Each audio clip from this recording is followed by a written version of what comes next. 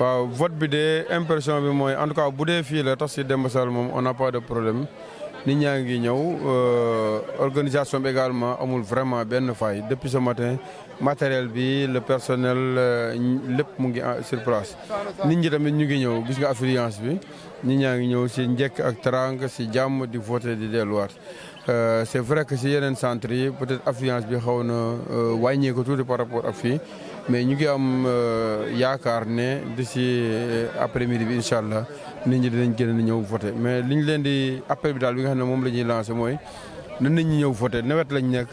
te nawet moom kenn xamul lu ñu asamaan si di réserver pour après-midi bi moo tax bu kenn xaar na ñëpp génn ñëw voter si gaaw rapidement ñu mën a am un taux de participation bu honorable ba pare am victoire également bu écrasante donc mais daal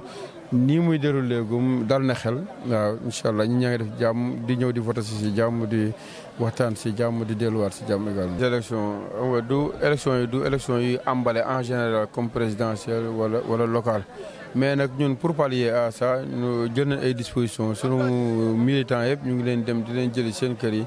di leen indi ñuy voter te comme ni ma ko waxee defe naa ne d'ici quelques heures rek fii dina waaw fépp sax laa wax dina gën a animé nit ñi dañ génn ñëw voter si massivement pour que ñu am un bon taux de participation. ñu ngi sant yàlla bi ñu mayee ñu def 21 jours muy ñaar fukki fan ak benn yoo xam ne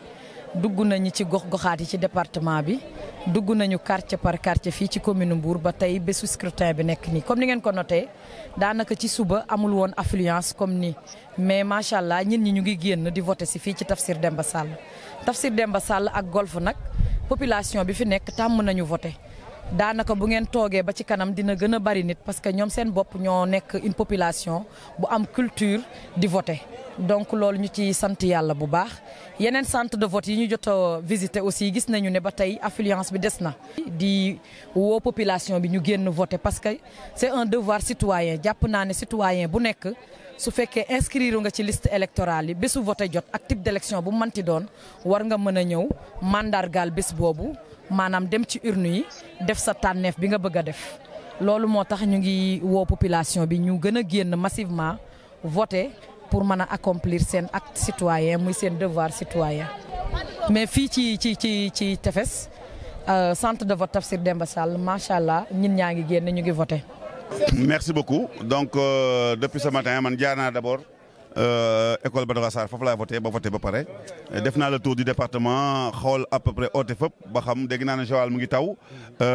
Mbour moom dafa xaw a xiin tuuti donc population yi centre bureau de vote yu bëri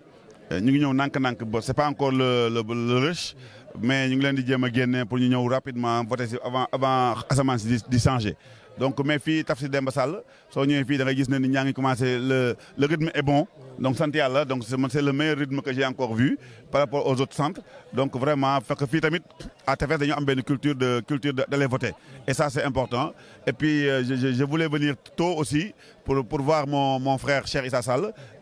ak sama sœur Sira Ndiaye gin la ñëw nuyu leen ba pare continuer jaar naa Golf ak yëpp maa ngi continuer waat ay booru ONCAD dem ci yeneen centres yi mais daal sant yàlla tout se passe bien dañuy kontaan nag ci population Mbour seen xarañ bi ñu am ñoom chaque fois seen élection dañ koy def si jàmm ak salaam ñun ñëpp mbokk lañ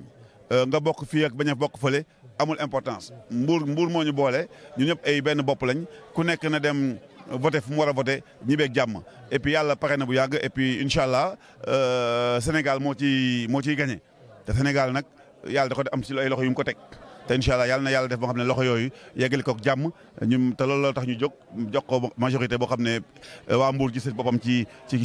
programme yooyu mu continuer di commencé doon def mun ko continuer ak jàmm.